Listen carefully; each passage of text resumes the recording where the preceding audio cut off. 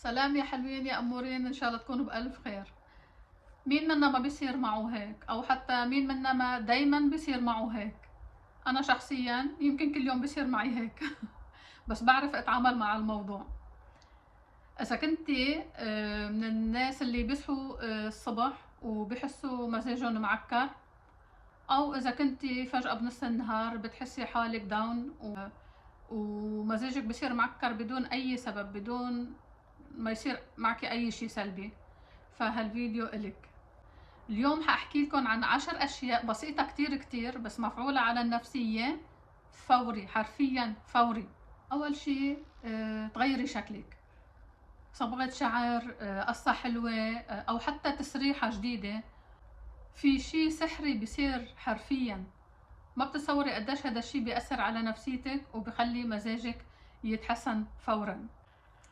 بس المشكلة انه نحن لما بيكون مزاجنا معكر ما بيكون لنا خلق نعمل اي شيء. يعني حتى الاشياء الاساسيات اوقات انه مثلا نعمل اكل، نرتب البيت هيك، لما بيكون مزاجنا معكر ما بيكون لنا خلق حتى نعمل الاشياء الضرورية. فاكيد ما حنعمل هيدي الاشياء اللي تعتبر ثانوية. يعني مثل ما عم لكم عن جد، هيدي الاشياء اذا ما نفكر فيها وهي شو بدها ما بتاخد وقت ابدا.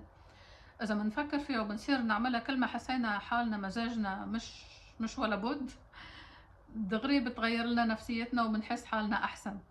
مهم كتير إنه نغير شوي طريقة تفكيرنا. كل ما حسينا حالنا داون، بالعكس نصير إنه نعمل أشياء منا متعودين نعملها. يمكن لو كنا قاعدين ومرتاحين منا حنقوم نعملها. هيدي الأشياء هلا حقلكن عن كذا وحدة منهم. يعني لما بنعمل أشياء كتير بسيطة بتسعدنا، بنكون كأنه نحن عم نعطي إشارة لمخنا إنه في شي جديد عم بيصير، ومجرد هذا الإحساس يعني إنه في شي جديد عم بيصير منا واقفين محلنا، هذا لوحده بيرفع الدوبامين عندك وبيخلي مزاجك يتحسن. رقم 2، لبس قطعة جديدة أو حتى أوتفيت مرتب. ما ضروري تروحي تشتري تياب جديدة ولا شيء، مجرد انك انت تلبسي قطعة بتحبيها على حالك وبتشوفي حالك حلوة فيها، هذا الشيء بيأثر على مزاجك فورا إيجابيا أكيد.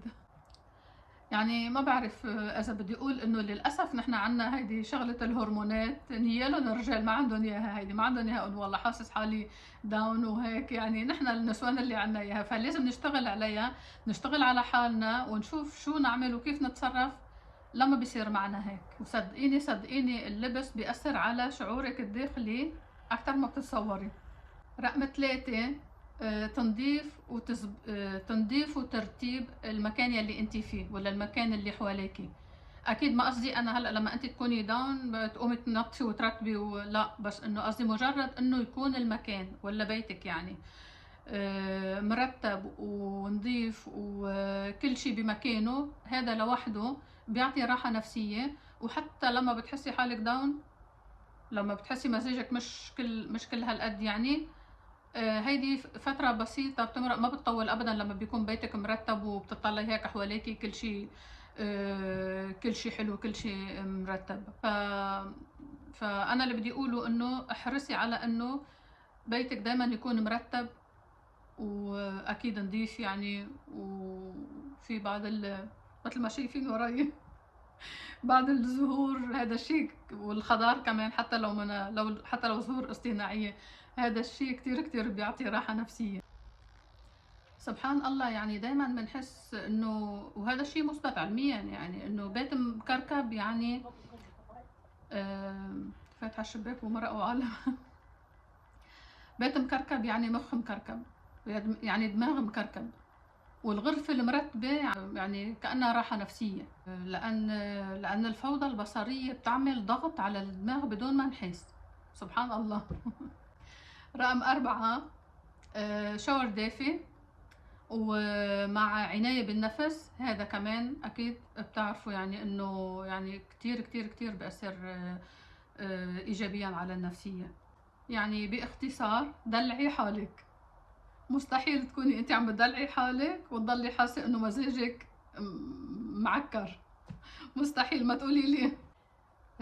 دايما العناية بالنفس بيحفز هرمونات السعادة والراحة عند النساء، وبيخلينا نسترخي يعني لا شعوريا، مشان هيك يعني بصير بيعطينا راحة نفسية. رقم 5، شرب القهوة أو حيلا مشروب أنت بتحبيه. أنا من النوع اللي قلبي معلق بالكابوتشينو. كل ما أشرب كابوتشينو يعني بحس حالي خلص، يعني نفسيتي مرتاحة.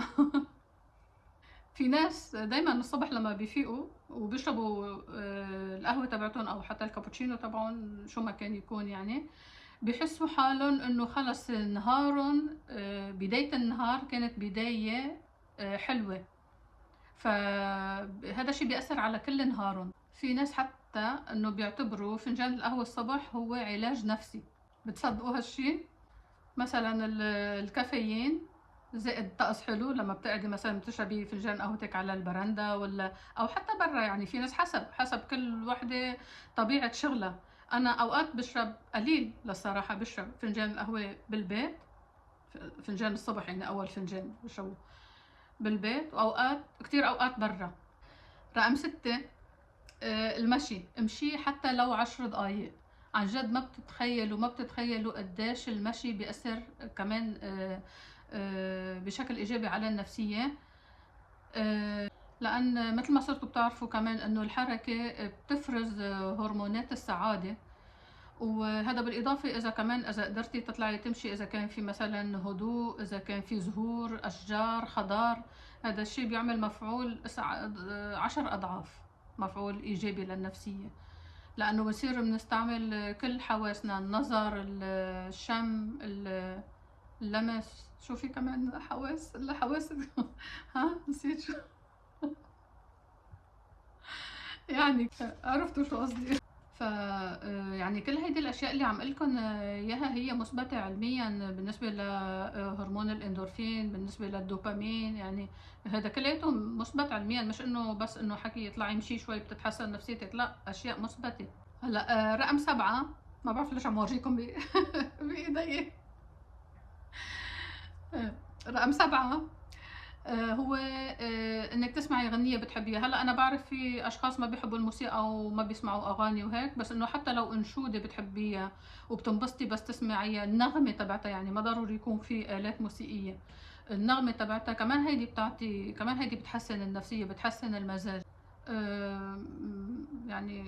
يعني ما بعرف يعني الموسيقى بتأثر بشكل مباشر على الجهاز العصبي، وبتنقلك من مود لمود بثواني. رقم 8، الحكي مع حدا بتحبيه، او مثلا مع صديقة او مع حدا بترتاحي له، يعني مكالمة سريعة مع صديقتك، او حتى شو بيقولوا لها هذا فويس، يعني رسالة صوتية، ممكن تكون كفيلة بتغيير يومك كله للأحسن. عن جد صدقوني اوقات بفوت على بوتيك ولا حتى على سوبر ماركت، يعني حتى مثلا اشتري شيء بيجوا هول اللي بيكونوا بيشتغلوا هونيك، مثلا حدا منهم بيجوا بيسألك، بتعرفوا بيسألوا انه بشو ممكن نساعدكم او شيء. في ناس بيقولوها بطريقة كتير حلوة، يعني بشكل انه عن جد بتحسي انه نهارك كلياته حيكون منيح، لانه ابتدى هيك بهذا السؤال اللطيف مثلا من حدا، ولا اذا حدا ماشي بالشارع قال لك شيء هيك اطراء حلو، شيء بدون اي سبب، يعني انه مثلا في كتير اشياء، يعني في مثلا دايما انا بكون ماشي بكون اوقات ماشي بالطريق، ولا مثلا واقفه ببوتيك، بتيجي وحده بتقلي مثلا شعراتك حلوين، ما بعرفها ولا بتعرفني، فعن جد هذا كفيل بانه يعطيكي طاقه ايجابيه لبقيه النهار كله. وعلى فكرة والعكس صحيح كمان، في بعض الأحيان بيجي شخص مثلا، أو بتيجي اللي بتشتغل بهالبوتيك مثلا، بتيجي عم تسألك مثلا عن مساعدة، ولا بتحسيها واقفة فوق راسك، بتحسي إنه حيتعكر يومك كله بس بسبب هالموقف البسيط اللي حصل معكي، بيكون هي ما قصدها شي، بس إنه خلص هي هيك طبعا. سبحان الله. هلا رقم 9 هو إنه إنجاز شي صغير، حتى لو كان شي كتير صغير، يعني تعملي شي تنجزي شي. الإنجاز قد ما كان صغير كمان بيعطي شعور بالسعادة، بيعطي شعور بالثقة، حتى لو يمكن شو بيقولوا رتبتي درج، يعني من الادراج تبعونك، حتى لو انه خلصتي مهمه كتير صغيره كنتي مأجلتيها وخلصتيها، كتير بيعطيكي احساس بالسيطره وبالثقه وبانك انت يعني عم تتقدمي مش واقفه بمكانك. رقم 10 وهيدي كتير كتير حتحبوها. رقم 10 هي الضحك عن جد، يعني حتى لو ما كان جاي على بالك تضحكي، شوفي شي فيديو بضحك، شوفي جزء من مسرحية، تذكري شي موقف حلو مهضوم صار معك، مثل المواقف اللي أنا صايرة معي وعم بحكي لكم إياها بكل فيديو. هلا بعد شوي حأحكي لكم كمان عن موقف كتير طريف صار معي. الضحك كتير كتير مهم وكتير بغير لنا مزاجنا، بحسن لنا مزاجنا بشكل فوري. ليش؟ لأنه الضحك بيقلل التوتر فورا وبغير كيمياء الجسم، فمشان هيك إذا الواحد ضحك شوي دغري بيحس حاله إنه تحسن مزاجه. وهلأ بدي أحكي لكم عن الموقف الطريف اللي صار معي. هلا انا صرتوا بتعرفوا يمكن عندي فوبيا من الصراصير. فوبيا مش انه خوف، يعني في فرق بين الخوف وبين الفوبيا. انا عندي فوبيا، يعني انا لما كل ما بدي اسافر على بلد اول اشي بسأل عنه، بعمل بحث طويل عريض انه لشوف اذا بهالبلد في مثلا حشرات كتير ولا قليل ولا كيف يعني، ولا في احتمال اني اشوف صرصور ولا ما في احتمال. لدرجة انه بنتي سافرت على تايلاند. هلا على تايلاندا، بعتقد بالعربي اسمها تايلاند يعني. مهم حيصير لها سنة يعني، وهي كتير كتير حابة اني انا روح زورها. وانا السبب الوحيد اللي ما عم بخليني زورها لاني بعرف انه هيدي البلاد الاستوائية احتمال انه يكون فيهم حشرات اكثر. حشرات يعني يعني هو انا اكثر شيء من الفوبيا عندي. اوكي بخاف من الحشرات بس من الصرصور عندي فوبيا، فبخاف كتير كتير. مع انه بلبنان فيه، ودايما بنتي بتقلي ما بلبنان فيه كيف بتنزلي على لبنان؟ بقول لها انا اوكي بنزل على لبنان بس لاني مضطرة لانه بلدي.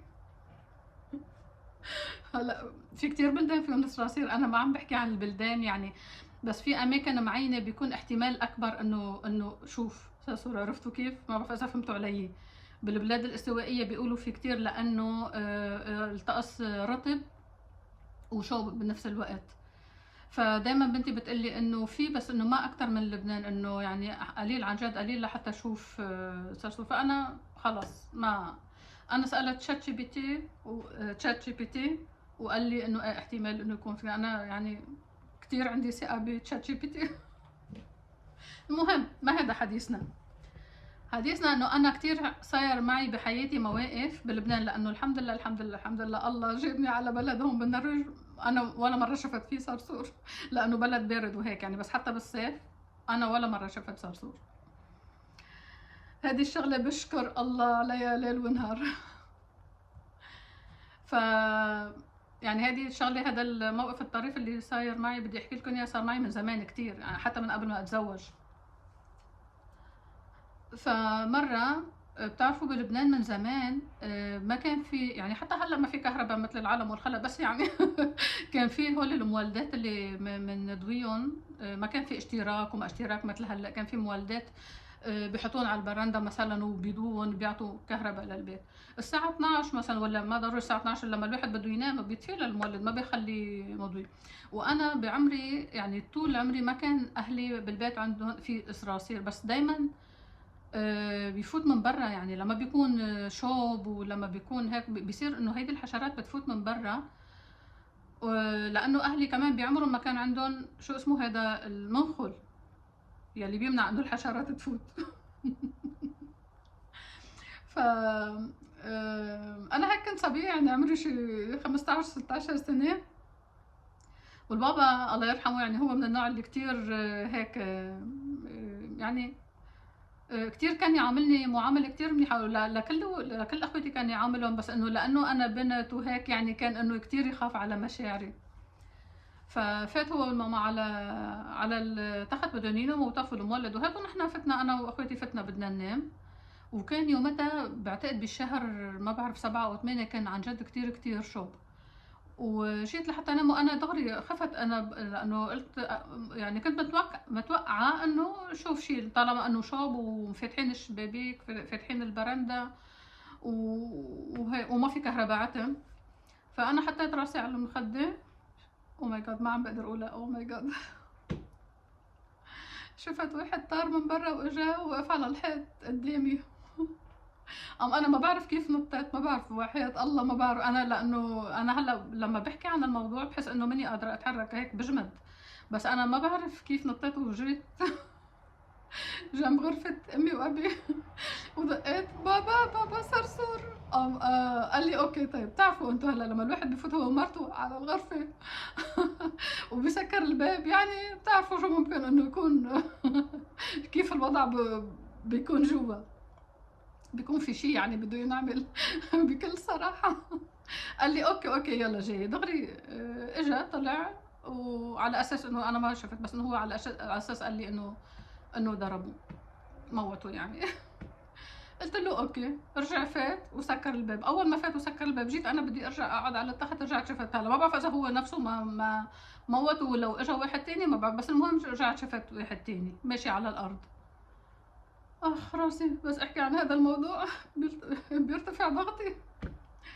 انا كمان ما بعرف كيف هيك، مثل ما بعرف شو اللي هيك شيلني عن التخت وكيف قدرت اني.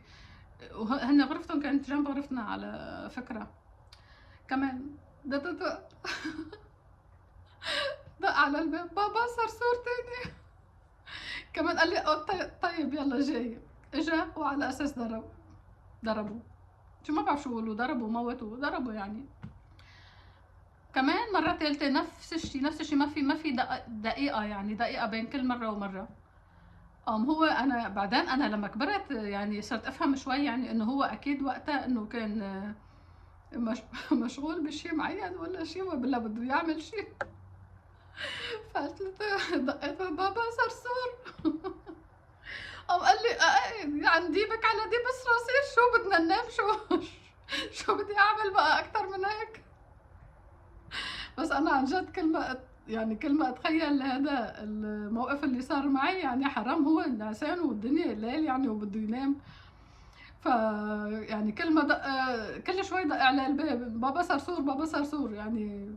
ورجع اجى حرام والله حتى المرة الثالثة. لانه بيعرفني يعني اذا في صرصور يعني ما يمكن يغب على قلبي، يمكن ما بعرف شو بيصير فيني. فاجوا ضربوه عن جد، يعني قد صار له هذا الموقف سنين طويله، بس دائما بتذكره ودائما بحكيه يعني للاشخاص القريبين مني، لانه كان موقف يعني هو كتير بيضحك، بس بساعة الساعة كان موقف يعني مرعب بشكل لإلي. بموت انا حتى اسمه يعني بقوله بالغصب، لما بدي اقول صرصور بقوله بالغصب. كتير مواقف والله صايره معي بهذا الموضوع يعني. وبس الحمد لله دايما بقول الحمد لله انه ولا مره منه مقرب علي. بس صاير معي مواقف من بعيد لبعيد، كتير صاير معي مواقف، حتى ولادي اوقات بيحكوا يعني وبيضحكوا. فعم فكر اروح عند دكتور نفسي اتعالج للصراحه. لانه حتى لما بدي انزل على لبنان بضلني شهرين قبل ما انزل على لبنان، وانا عم بدعي وعم بقرا قرآن انه ما اشوف صرصور ولا يقرب علي صرصور ولا يصير معي ولا موقف. فتخيلوا يعني الضغط النفسي من هذا الموضوع اللي صاير علي.